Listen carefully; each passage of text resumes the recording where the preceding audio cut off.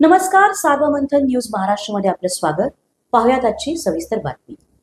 राहुरी तालुक्यातील ग्रामीण परिसरात घरात एकटीच असलेल्या 22 वर्षीय अपंग मतिमंद युवतीवर अत्याचार केल्याची खळबळजनक घटना घडली असून या प्रकरणी राहुरी पोलीस ठाण्यात गुन्हा दाखल करण्यात आला आहे. अपंग युवतीवर अत्याचाराच्या घटनेने सर्वत्र संताप व्यक्त होत आहे. याबाबत पीडित मुलीच्या चुलतीने राहुरी पोलीस ठाण्यात फिर्याद दिली आहे. पीडित 22 वर्षीय अपंग व मतिमंद मुलगी ही 15 एप्रिल रोजी दुपारी 1 वाजण्याच्या सुमारास घरात एकटीच असताना अजय संजय दिवे राहणार कणगर तालुका राहुरी यांनी अपंग मतिमंद असल्याचा फायदा घेऊन तिच्या घरात घुसून दरवाजा बंद करून शारीरिक अत्याचार केला.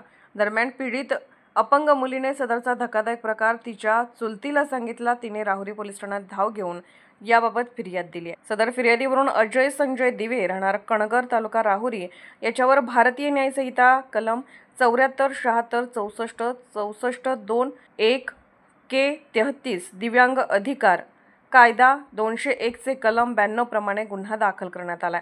या प्रकरणाचा पुढील तपास पोलीस निरीक्षक संजय ठेंगे यांच्या मार्गदर्शनाखाली सहाय्यक पोलीस उपनिरीक्षक अमोल पवार हे करीत आहेत. अपंग असल्याचा फायदा घेऊन युवतीवर भर दिवसा अत्याचार केल्याने विविध सामाजिक संघटनांनी या घटनेबद्दल संताप व्यक्त करून आरोपीस कठोर शिक्षा करण्याची मागणी केली जात आहे.